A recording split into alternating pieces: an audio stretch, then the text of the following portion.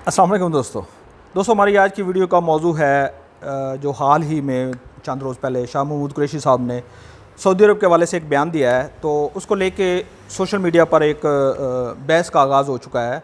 कुछ अहबाब का कहना है कि ये पाकिस्तान ने एक नामुनासिब रवैया इख्तियार किया है सऊदी अरब के हवाले से, और कुछ दोस्तों इसे हक़ बजानब समझ रहे हैं। तो हम कुछ मारूज़ी हालात के तहत और तारीख़ के हवालों से इसके ऊपर कुछ तज्ज़िया पेश करेंगे।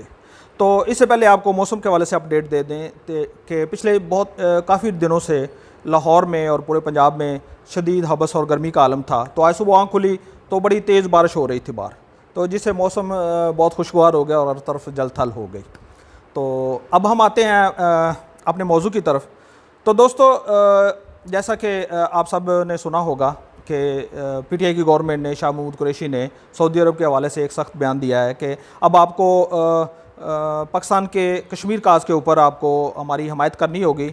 अगर आप नहीं करेंगे तो हम किसी और ब्लाक की तरफ मुतवज्जो होंगे या नया ब्लाक बनाएंगे मुसलमानों का, ममालिक का।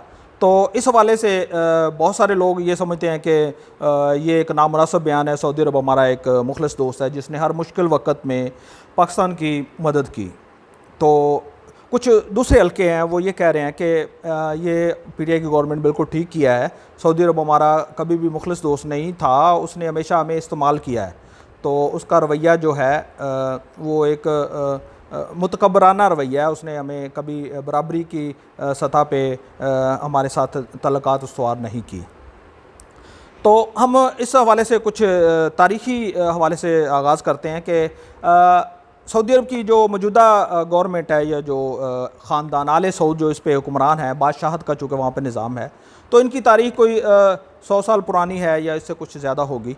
तो इससे पहले ये खित्ता हिजाज़ कहलाता था और पूरी दुनिया के, पूरी उम्मत के मुसलमानों के लिए ये एक बड़ा मुक़द्दस मुकाम था, चूँकि इस्लाम का आगाज़ इसी खित्ते से हुआ और हमारे मुकामात मुक़द्दसा खाना काबा शरीफ और मस्जिद नबी यहीं पर वाक़ हैं। तो पूरी उम्मत के मुसलमानों की एक ख़ुसूसी मोहब्बत थी इस खित्ते से।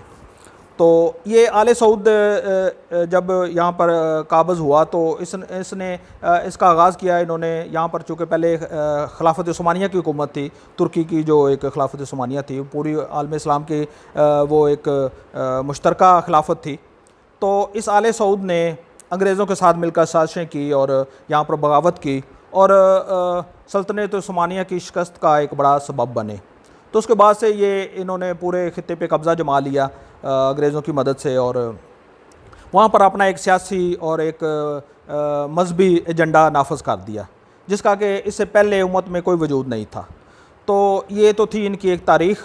तो उससे अब बरसगीर के मुसलमानों का अगर जायज़ा लिया जाए तो अगरचे उन्हें खिलाफत उस्मानिया से भी बड़ी मोहब्बत थी और जब खिलाफत उस्मानिया की शिकस्त, पहली जंग अज़ीम में शिकस्त के बाद जब उसके ख़िलाफ़ अंग्रेज़ों ने उसको पारा पारा करने की, उसको टुकड़ों में बांटने की कोशिश की, तो बरसगीर के मुसलमानों की तरफ से एक बड़ा एहतजाज हुआ और खिलाफत तहरीक चलाई गई जो बड़े पुरजोश तरीके से चलती रही। लेकिन जब फिर वहाँ पर कमाल अतातुर्क ने आके वहाँ पर वो खिलाफत का अपने तौर पे ख़ात्मा कर दिया, तो लामहला बरसगीर की खिलाफत तहरीक भी अपने अंजाम को पहुँची। लेकिन इससे हट के बरसगीर के मुसलमानों को भी बाकी दुनिया से कहीं ज़्यादा खित्ता अरब से, बिलखुसूस सऊदी अरब से मोहब्बत रही है अपने मुक़द्दस मुकामात की वजह से, और इन्होंने हमेशा अपना तन मन धन इस खित्ते पे निछावर करने की ख्वाहिश रखी है। आप देख सकते हैं कि हमारे यहाँ नातें और ये जो मजहबी कलाम है उसमें भी ऐसी ख्वाहिश का इज़हार किया जाता है कि मैं मदीने में अगर मेरी मौत हो जाए तो इस तरह के, यानी इतनी अकीदत रखते हैं। तो एक वक़्त था कि जब पहली जंग अज़ीम के बाद पूरी दुनिया में मुआशी तौर पे एक साथ गुज़ारी का आलम था, तो सऊदी अरब भी उस वक़्त बड़ा गरीब हालात, गुरबत के हालात में होता था। तो बड़े सगीर के मुसलमान यहाँ से ज़कात इकट्ठी करके सऊदी अरब में भेजा करते थे कि चलें हमारे मुसलमान गरीब भाई हैं अरब, तो इनके लिए ये एक इमदाद जाया करती। इस दर्जा मुसलमानों के दिल में इनकी मोहब्बत थी। तो फिर हालात ने ऐसे करवट बदली कि यहाँ पर तेल के ज़खायर बरामद हो गए ये 40 की दहाई में और 50 की दहाई में, और ऑनवर्ड फिर यहाँ पर बहुत ज़्यादा पैसा आ गया तो तेल की दौलत से। तो इन लोगों के मिजाज और दिमाग भी बदलते गए। तो वो अरबी जो जिनको गधे दस्तयाब नहीं थे, जो बकरियां चराया करते थे सहराओं में, और खजूर बमुश्किल इनको पेट भरने के लिए नसीब होती थी, और हर हाजियों के ऊपर इनका दारोमदार था, उनसे जो ये कमाते थे, तो इनकी ज़िंदगी की गर्ज यही अरबी जनाब। जब इनके पास तेल की दौलत आई और पैसा आया तो इनके दिमाग एकदम से ख़राब होना शुरू हो गया है, और उन्होंने समझा कि हम तो पुश्तैनी रईस हैं और ये बाकी सारी दुनिया जो है ये हमारी खिदमत के लिए, क्योंकि गरीब ममालिक के लोगों ने जो ही वहाँ पर तेल की दौलत निकली तो पाकिस्तान, बांग्लादेश, अफ्रीका से और मिस्र से और बहुत जगहों से जो हुनरमंद थे, मज़दूर पेशा लोग थे, वहाँ पर कारोबार अपनी मुलाजमतों के लिए गए, तो इनको एक सरदारी मिल गई, कफ़ालत का एक निज़ाम, जो दूसरे लफ्ज़ों में एक ग़ुलामी का निज़ाम है, वो इनको दे दिया गया। तो इन्होंने बहुत उसका बुरा इस्तेमाल किया और बड़ी अपने वर्करों से बड़ी ज़्यादती और उनके साथ ग़ुलामाना सलूक जो इनकी सरश्त में चला आ रहा है, तो ये उन्होंने करना शुरू कर दिया। तो पाकिस्तान के साथ भी इनका हमेशा से पूरी तारीख का अगर हम जायज़ा लें तो इन्होंने पाकिस्तान की बेशक मदद की है हर मौके पे, लेकिन ये सोच के कि पाकिस्तान एक ताकतवर मुल्क है और कभी भी सऊदी अरब को, चूँकि ये अपने तौर पर तो किसी से जंग लड़ने के अहल ही नहीं है, बल्कि इस हवाले से एक दो वाक़यात आपको बताऊं तो सऊदी अरब में ये मशहूर है, मुझे भी इससे वास्ता पड़ा है कि अगर राह जाते हुए किसी की गाड़ी पंक्चर हो जाए तो ये अपना टायर नहीं बदल सकते, ये वहाँ पर किसी को रोकेंगे, पाकिस्तानी को, बंगाली को, किसी मिस्री अफ्रीकी को, और उसे कहेंगे सदीक ये मेरी गाड़ी का टायर बदलो, मैं तुमको 10 रियाल देता हूँ। और एक और बड़ा दिलचस्प वाक़या है कि जब शुरू में सऊदियों ने टैंक ख़रीदे तो वहाँ की जो फ़ौजी थे या जो उसको चलाने के लिए जब वो उसके अंदर गए तो वो कहता है फ़ैन मुकैयफ़ या सदीक, इसमें AC किधर लगा हुआ है? तो उन्हें बताया गया कि ये जंग लड़ने के लिए एक चीज़ है, या इसमें AC नहीं होता। तो कैसे हम इसको चलाएँगे? तो ये इनका मिजाज है।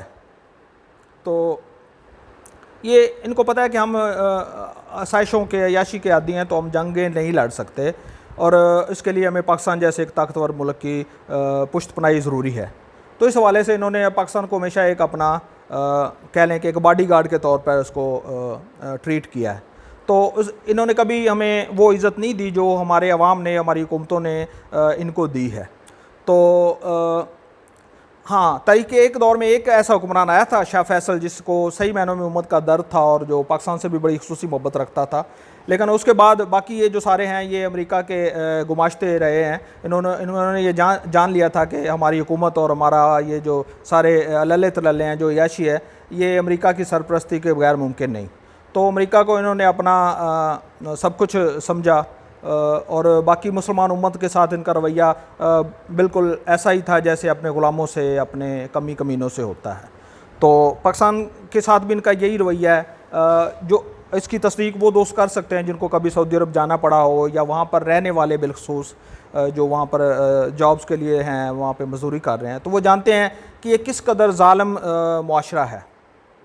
मुझे भी अल्हम्दुलिल्लाह दुनिया में बहुत से ममालिक में, यूरोप में भी रहने का मौका मिला और भी जगहों पे जाने का इत्फाक़ हुआ, लेकिन जिस कदर ज़ालमाना मुआशरा सऊदी अरब का है आपको दुनिया में कहीं और पर नहीं मिलेगा। यहाँ पर इतना इंसानियत की तज़लील है, इतना वहाँ पर खौफ व हिरास की फ़िज़ा है, और इतना बेगुनाहों को इन्होंने पकड़ दकड़ कर जेलों में डाला हुआ है, और जिस कदर ज़िल्लत में सलूक करते हैं, ये एक अलमनाक बाब है। तो ये पाकिस्तान की गवर्नमेंट ने जो ये स्टेप उठाया, किसी भी गैरतमंद गवर्नमेंट को यही स्टेप उठाना चाहिए। मैं इसलिए इसकी हिमायत नहीं कर रहा हूँ कि मैं नज़रियाती तौर पर PTI से वाबस्ता हूँ, लेकिन कोई भी गैरतमंद कौम हो जिसके अंदर ज़रा सी अना हो, तो उसको ये एक फ़ैसला करना होता है कि उसको अपने पाँव पे खड़ा होना होता है, और ऐसे लोगों को ये एहसास दिलाना होता है कि सऊदी अरब ने हमेशा क्या किया है। उसने हमसे ज़्यादा इंडिया से दोस्ती की पींगें बढ़ाई हैं, वहाँ पर अरबों सैकड़ों अरब डॉलर की इन्वेस्टमेंट वहाँ पे सैर व सियाहत के लिए, मोहब्बतें और सारा कुछ। और जैसा कि मैं पहले बता रहा हूँ कि इनका उम्मत के जितने दुश्मन हैं उनसे इनकी खुसूसी मोहब्बत है, अमेरिका के साथ, इसराइल के साथ, इंडिया के साथ, जबकि उसके मुकाबले में पाकिस्तान जैसे, मिस्र और इस तरह के जो ममालिक हैं, इनको तो ये बस अपना एक ग़ुलाम ही समझते हैं। तो पाकिस्तान की गवर्नमेंट ने 70 साल तारीख में, चूँकि यहाँ हम ग़ुलामी के ही आदी हैं और हमारे लोगों को पता ही नहीं है कि इज़्ज़त नफ्स क्या होती है, गैरत क्या होती है, तो जब पहली बार इस गवर्नमेंट की जानब से ऐसा कोई स्टेप लिया गया है तो इनको बड़ी हैरत हो रही है कि यार ये कैसा, ऐसा तो कभी हुआ नहीं। तो इनके अंदर एक खौफ है कि पाकिस्तान को कल फिर उसके आगे लेटना पड़ेगा, या पाकिस्तान अभी कोई इतना मजबूत नहीं है कि किसी को आंखें दिखा सके। तो गुजारिश ये है कि पीटीआई की गवर्नमेंट जिन खतूत पे अपनी इकॉनमी को इस्तवार कर रही है और अपनी खारजा पॉलिसी मुरतब कर रही है, और जिन दोस्तों का पाकिस्तान को साथ है, चाइना का, मलेशिया का, तुर्की का, इवन ईरान भी अब इसमें शामिल है, बांग्लादेश, तो अब पाकिस्तान दुनिया में यकसर तनहा नहीं है। पाकिस्तान इंशाल्लाह अब इज़्ज़त के साथ, वक़ार के साथ जीने की राह पर गामज़न हो चुका है। इसके नताइज आप इंशाल्लाह बहुत जल्दी देखेंगे, अगले आने वाले 2-3 साल में इंशाल्लाह। ये जो उम्मत मुस्लिमा की एक क़यादत थी जो सिर्फ पैसे के बलबूते पर सऊदी अरब के पास थी, अब वो मेरिट के बेस पे पाकिस्तान को मिलेगी इंशाल्लाह। क्योंकि पाकिस्तान उम्मत मुस्लिमा की एक अकलौती सुपर पावर है। सुपर पावर से मुराद मुआशी फ़ौजी ताकत है, एटमी ताकत है। तो अब इंशाल्लाह पाकिस्तान मुआशी तौर पर भी इतना मजबूत होने जा रहा है कि वो अपनी इज़्ज़त और गैरत पे खड़ा हो सके। तो बिलखसूस इस हवाले से चाइना की पाकिस्तान को बहुत सपोर्ट है, और उसकी भी अपनी एक ज़रूरत है पाकिस्तान कि पाकिस्तान का जो एक सिचुएशन है, जो हमारी जोग्राफियाई पोजीशन है, ये हम सारी दुनिया की एक मजबूरी है।